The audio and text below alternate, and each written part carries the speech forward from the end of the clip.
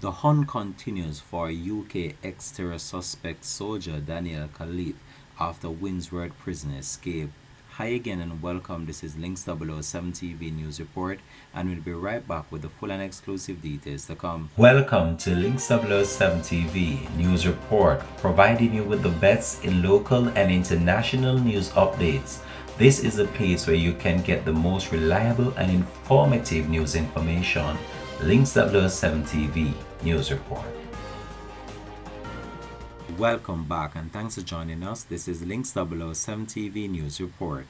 Daniel Khalife urged to give himself up after first confirmed sighting.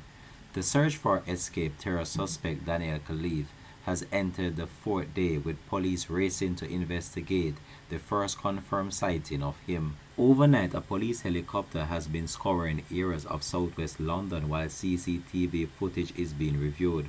Police have urged Mr. Khalife to give himself up, saying they were closing in on him. On Friday, the Met Police officers were carrying out door-to-door inquiries in hunt for the 21-year-old.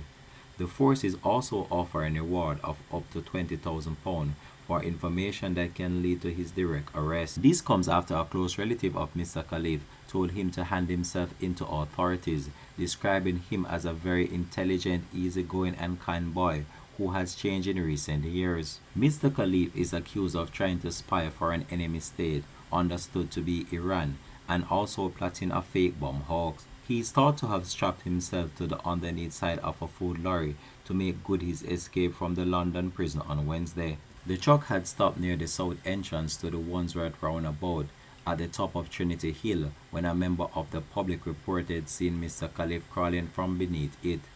CDR Dominic Murphy, who leads the Met's counter-terrorism command, said that the force had received 100 calls from members of the public, and the Wandsworth roundabout sighting could be very significant. This remains a fast-paced and dynamic investigation, but I want the public to know that a large number of officers are working extremely hard to locate Khalife, he said. He said his message to the suspect was to hand himself in. We will be closing in on you.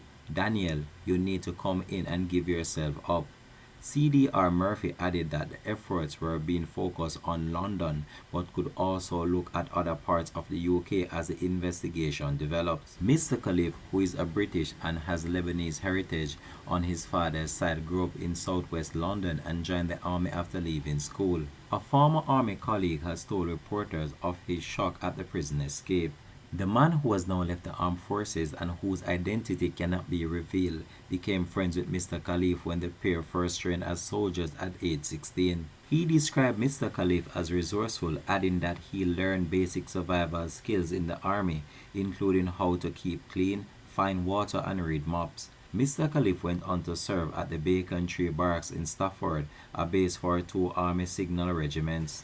Mr. Khalife is described as slim-built, 6 feet 2 inches tall or 1.9 meters tall, with short brown hair.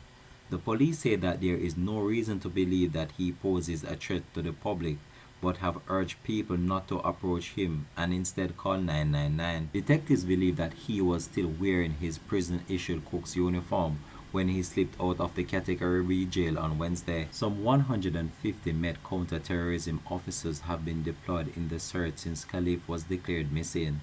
A search took place on Thursday night into the early hours of Friday morning in Richmond Park, South London, just 2.8 miles or 4.6 kilometers from the prison.